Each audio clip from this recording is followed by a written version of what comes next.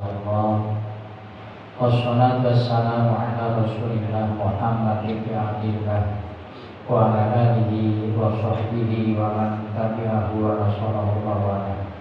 La haula wa la quwwata illa billah. Amma ba'du. Yang saya hormati dan saya cintai kepada teman-teman, sahabat-sahabat semua, terutama Ketua Yayasan Jannah, Bapak Amin dan Bapak RT Rahmat, Bapak Syafijal, serta para jamaah sekalian. Mudah-mudahan pengajian kita pada malam hari ini mendapat berkah dan selawat dan salam semoga kepada tercurah kepada junjungan Nabi kita Nabi Muhammad Sallallahu Alaihi Wasallam, kepada keluarga, para sahabat, dan para tabi'in dan para umatnya yang insyaallah termasuk kita semua.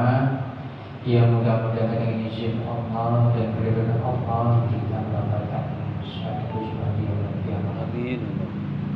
Para jamaah yang dirahmati Allah Subhanahu wa taala, saya ingin menyampaikan, membacakan, membudidayakan sifat sabar, karena khususnya saya kadang-kadang sabar ini bisa lupa ya, karena kebiasaan.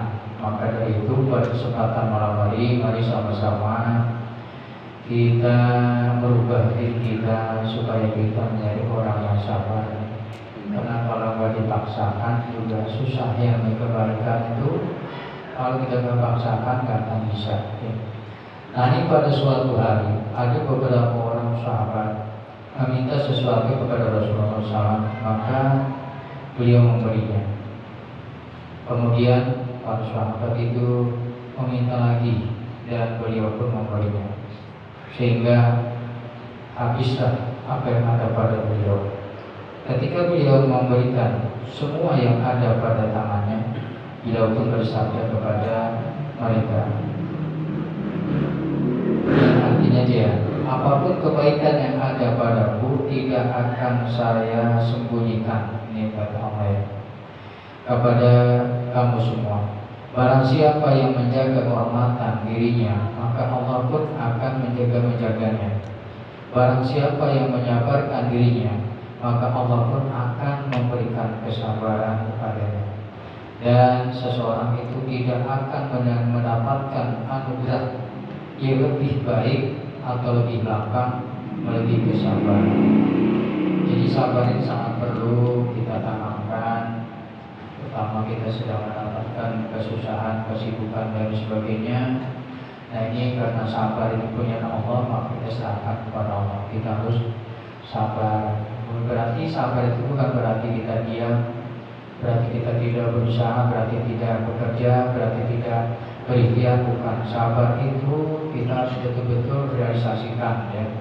Tidak kita usaha-usaha, kerja-kerja, ikhtiar. Namun ini semua tentu banyak cobaan dan banyak rintangan serta banyak ujian yang kita dapati dalam usaha kita, ikhtiar kita. Maka dengan demikian satu-satunya kita tawakal. Karena sabar itu kaitannya erat dengan tawakal, arti berserah diri ya.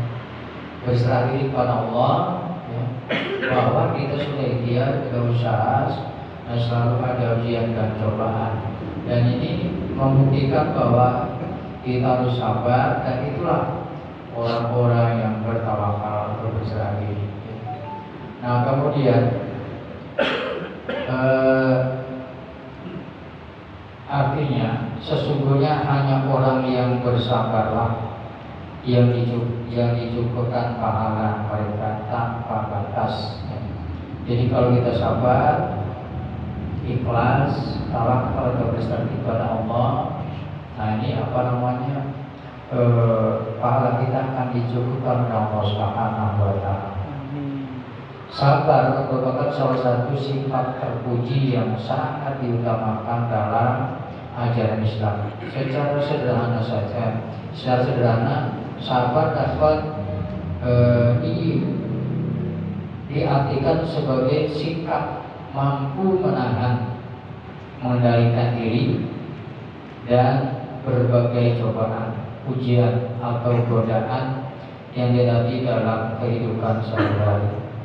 Cobaan, ujian dan godaan itu dapat berupa musibah, penderitaan atau kesenangan.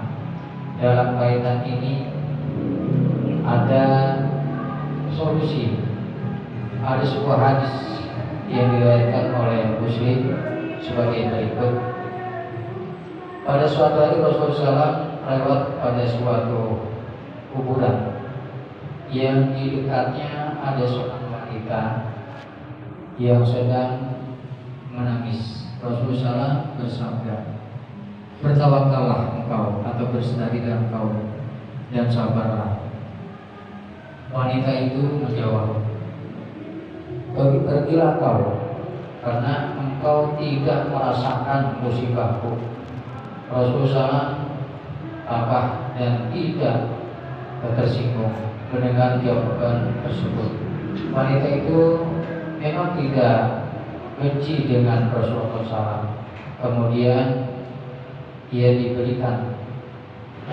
diberitahukan bahwa yang berbicara tadi adalah Rasulullah SAW.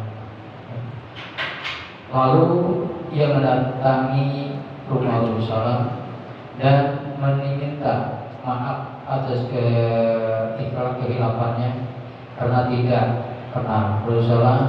Kemudian bersabda, "Bersabarlah pada saat musibah mulai menimpa diri kita."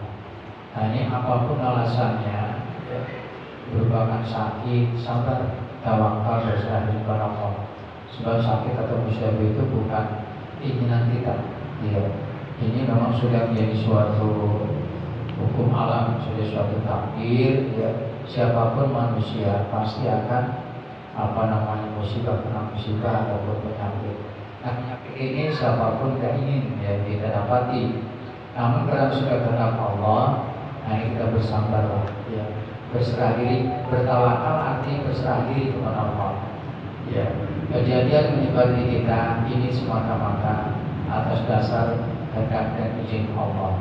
Siapapun orang yang tidak mau susah, tidak mau sengsara, tidak mau sedih, tidak mau dapat musibah. Karena kalau memang sudah izin Allah, kehendak Allah, kita maafkan. Selain kita terima dengan sabar, ya mudah-mudahan dengan demikian kita akan diberikan kesabaran Allah Subhanahu wa Ta'ala. Ya. Jadi kalau kita ingat apa yang diberikan kepada Allah, ya, Allah tidak menghitung-hitung. Ya.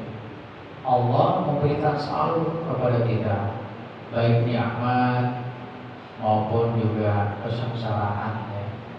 Nah, ini mudah-mudahan kesabaran kita akan bisa kita jalani dengan sebaik-baiknya.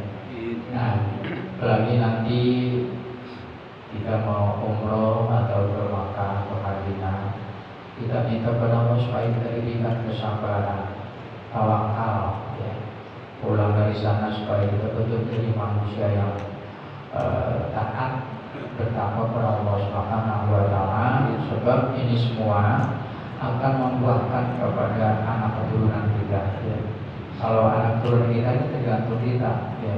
Kita yang tak sabar, kita yang kurang ikhlas, ya kita pun demikian. Ya. Nah, ini sangat penting bagi kita. Nah, pada kesempatan malam hari ini saya ingin menyampaikan pula bahwa kita sebagai manusia ini memang kita diwajibkan untuk mengenal, ya, nama-nama malaikat. Ya. Ini 10 malaikat minimal atau 11 kita wajib kenal. Ya, masa kita rasa nggak kenal ada apa malaikat. Ya. Nah, ini ada nama-nama malaikat berikut tugasnya. Pertama, malaikat Jibril, tugasnya menyampaikan wahyu kepada Rasul Allah. Nah, ini Jibril tugasnya, ya. Kemudian kedua, malaikat Mikail, tugasnya menurunkan hujan atau rezeki dari Allah. Nah, kemudian ketiga, malaikat Israfil, Tugasnya meniup sangkakala atau trompet besar. Trompet yang pertama dikali ditiup nanti menggoncangkan dunia dan terjadi hari kiamat. Tiupan yang kedua nanti membangkitkan manusia dari alam kuburnya. Ini malaikat apa namanya? Israfil tugasnya. Kemudian yang keempat malaikat Israfil tugasnya apa? Mencabut nyawa setiap makhluk yang bernyawa. Pasti mati dicabut ruhnya oleh malaikat Israfil. Nah, malaikat Israfil ini satu ya. Kemudian Allah menciptakan malaikat Israfil ini. Dari malaikat Israfil ada 30 malaikat ya. Tapi bentuk sama dengan Israfil ya. Bentuk sama. Kalau yang bertawakal, bertakwa kepada Allah, bentuknya menyenangkan ya. Nanti ditanya bahkan oleh malaikat Israfil ya. Nah, ada seorang hamba Allah yang sedang sakratul maut. Kemudian malaikat Israfil mendatangkannya, bahkan nyawanya dicabut dari kaki. Nah, kaki menjawab ya, tidak selayaknya engkau Israfil mencabut nyawa saya dari kaki, sebab kaki saya bergunakan untuk mengaji, sholat berjamaah, ta'lim dan kebaikan-kebaikan. Malaikat Israfil nggak jadi mencabut nyawa dari kaki karena kaki ini bicara, jadi saksi. Kemudian malaikat Israfil kembali mencabut ruh kita ini, orang bertakwa, dari tangan. Maka tangan menjawab, tidak ada hakmu hai malaikat Israfil mencabut nyawaku dari tangan. Karena apa? Karena tangan ini adalah untuk berbuat baik, untuk bersedekah, untuk bermacam-macam kebaikan. Jadi tidak ada hak Israfil itu mencabut nyawa dari tangan. Tangan nanti menjawab ya.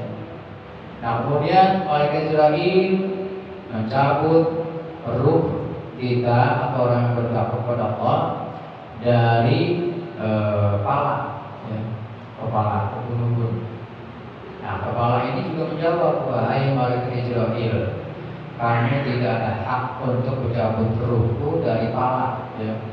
Kenapa? Sebab kepalaku ini untuk sujud kepada Allah, untuk sujud kepada Allah ya. Setiap 5 waktu, setiap sholat sunat ya, dia sujudkan kepalanya ke sejadah ataupun ke tanah ataupun bukit. Nah, menjauh tuh apa namanya kepala. Nah, boleh dilahirkan. Jadi cabut ruhnya dari kepala. Maka Israfil mendatangkan lagi mencabut nyawanya dari mulut atau dari telinga ya. Dari telinga si ruh itu yang orang bertawakal sedang sekarat. Telinga ini menjawab, wahai malaikat Israfil, kamu tidak layak, tidak pantas mencabut ruhku dari telinga ya. Kenapa? Sebab telingaku ini untuk peringatan yang baik-baik, mendengarkan tausiah, ta'lim, mendengarkan kebaikan-kebaikan, mendengarkan orang baca Al-Quran dan sebagainya yang baik-baik. Maka malaikat tidak jadi mencabut ruh dari telinga. Nah, karena telinga menolak. Kemudian terakhir, malaikat mencabut ruh orang yang bertakwa itu sedang sekarat dari mulut. Nah, mereka menjawab mulut, wahai malaikat Israfil, kamu tidak ada hak untuk mencabut ruhku dari mulut, karena mulut itu untuk berzikir, untuk membaca Al-Quran, untuk menyampaikan kebaikan. Nah, malaikat Israfil bingung, laporlah kepada Allah, wahai Allah, si fulan saya cabut ruhnya dari kaki, mereka menolak, katakan hak. Dari tangan mereka menolak, dari kepala beliau menolak. Dari telinga beliau menolak, bahkan dari mulut pun menolak. Apa rahasianya, wahai Allah? Ya. Allah, malaikat Jibril pada waktu itu minta bukti, ya sebelum dia lapor pada Allah, minta bukti kepada malaikat Jibril orang itu. Mana buktinya? Kalau Allah mencabut nyawaku dari berbagai anggota tubuh, ya. Nah, kemudian setelah itu laporlah malaikat Jibril kepada Allah. Nah, wahai Allah, orang ini, hamba-Mu ini, saya cabut dari ini, nggak mau, menolak, namun dia minta bukti.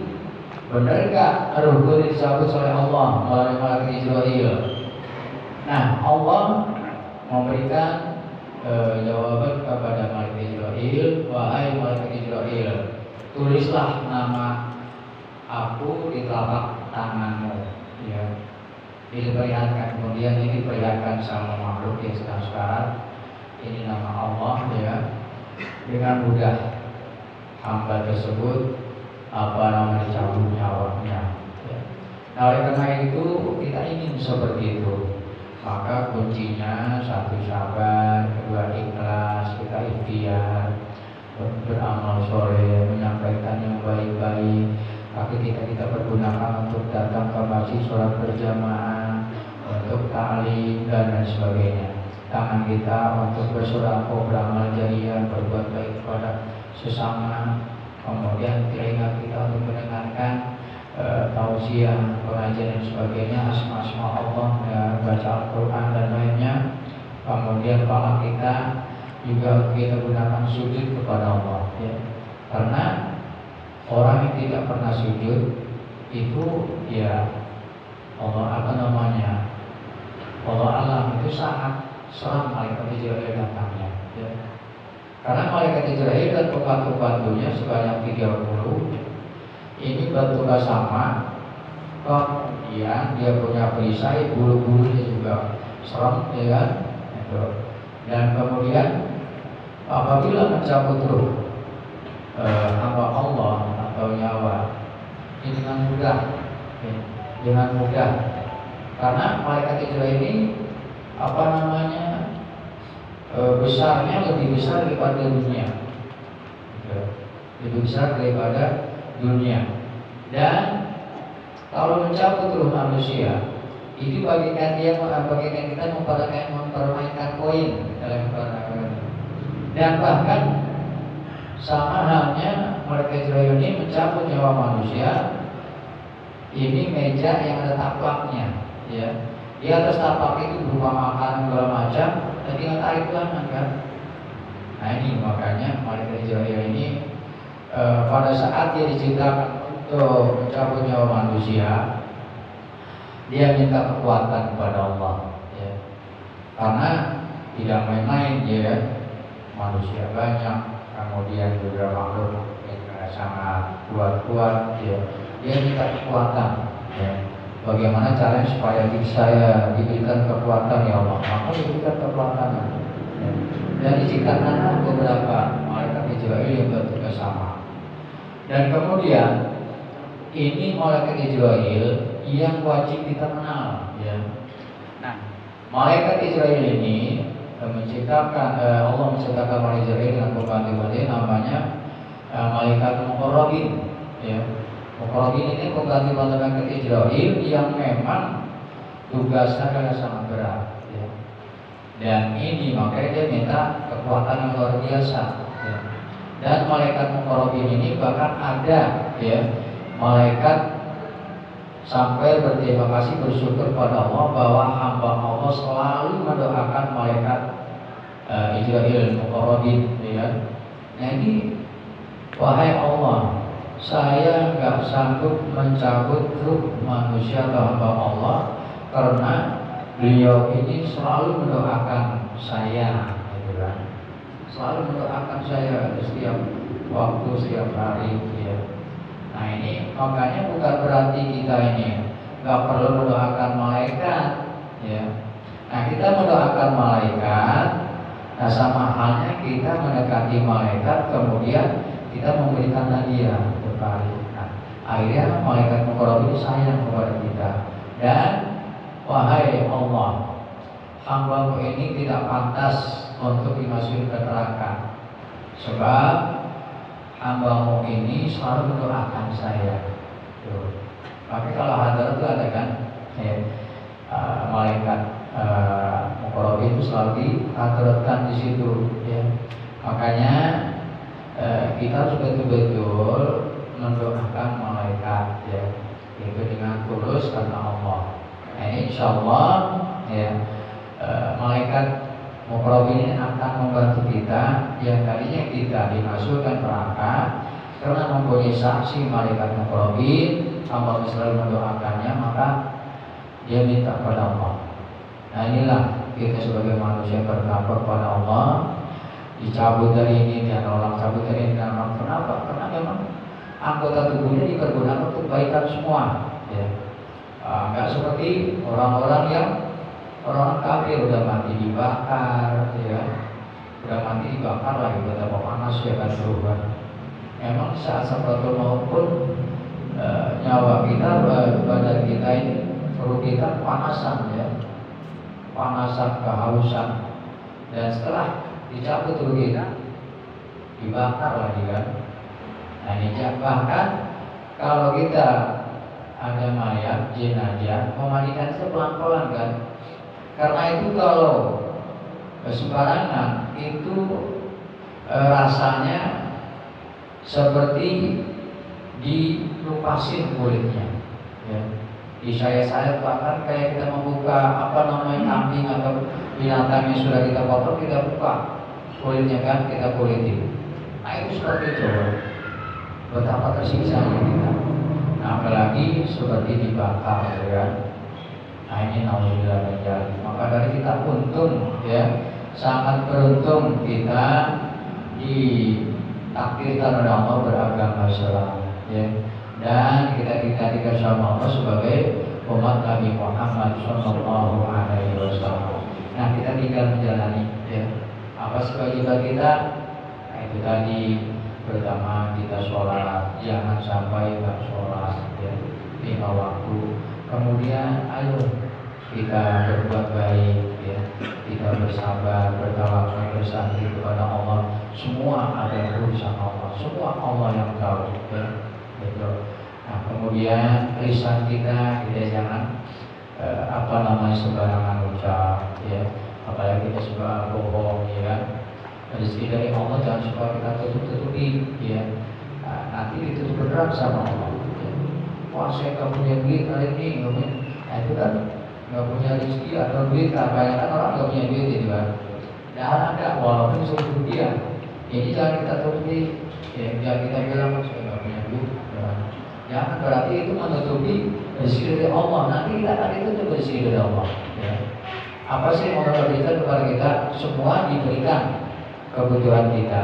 Nah, maka kayak gitu dari kita disuruh bersabar dan jangan menutup-nutupi kebaikan Allah. Dan kemudian yang selanjutnya,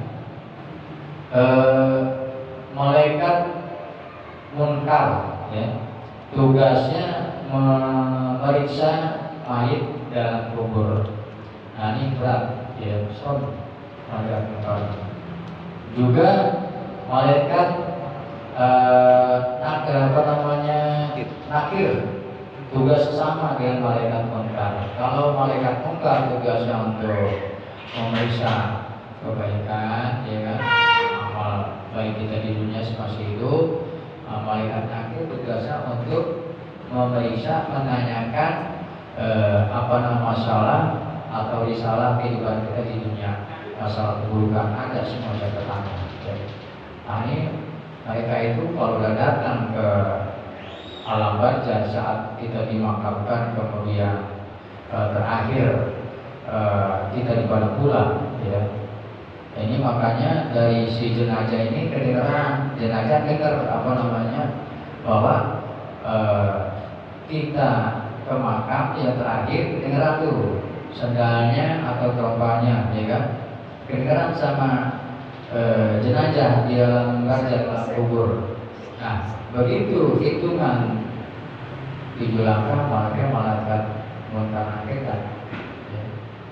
datang ke alam barzah, ya, ke alam kubur.